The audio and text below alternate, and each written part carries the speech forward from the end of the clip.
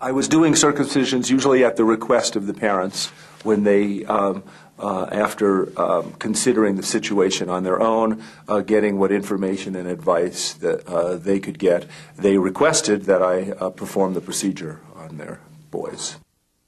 This is an example of medicine borrowing from religion, understanding that the procedure, any procedure that was requested or in fact required by God must have not only spiritual benefits but health benefits as well. You know, I say right off, there's no medical reason to perform a circumcision. It hasn't been proved to, to prevent, significant amounts of infection. There is not a medical indication for circumcision. It's considered a social custom that an operator is performing. It's not really for medical reasons because the parents are the issue. The doctors will say it's because the parents wanted it done. The parents, on the other hand, say, well, the doctor did it and we asked him. So there's this collusion that continues, and that's why we still do it, because the doctors aren't, too many of them are weenies. They just won't say, I'm not going to do it anymore, it's illegitimate, I refuse to participate in this procedure. There's nothing medical, but we don't have enough doctors saying that. It's a dilemma, and I don't like doing them. And I sit there and I think, well, should I keep doing them? And it's this thing I struggle with because I don't really like doing it, and I don't think it's necessary.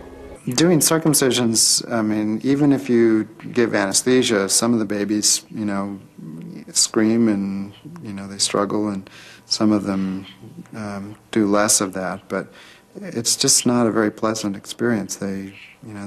Babies are crying, and, the parents are, some of the parents chose to be in the room, some of them chose to be out of the room. If they were in the room, it was usually difficult for them to be there.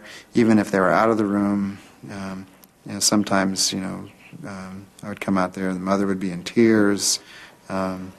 This wasn't always the case, but there were certainly enough of those that that you could see that the parents were parents had ambivalent feelings about it, and it was difficult for them to see their babies in pain. Overall, procedure seemed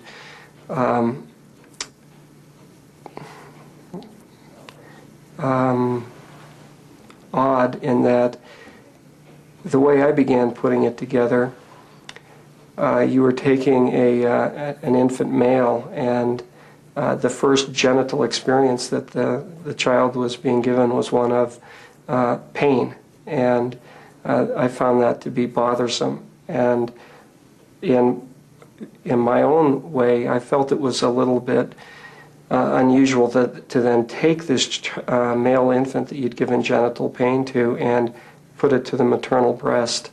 And I felt that it just seemed that we were giving a message to infants that I didn't feel comfortable with. Every circumcision that I have done, I know that the baby is feeling something. When I do a dorsal penile block, I know that the baby is feeling that. Sometimes the blocks work real well, and I use a Gomco, and when I tighten the Gomco, by that time, then the baby sort of calms down. But up until that time, it's traumatic, I think.